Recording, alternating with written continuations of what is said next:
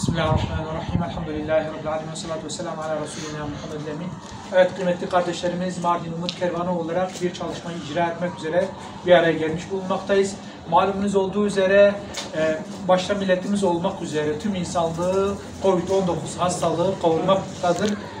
Biz buna niyet, bu Covid-19'un define niyet, bela ve musibetlerin define niyet bir iyilik çağrısında bulunduk bir süre önce ve hayırsever kardeşlerimizin bize bağışlamış olduğu adak ve sadaka niyetleriyle bağışladığı, yine Covid hastalığının define niyet bağışladıkları hayvanlar var.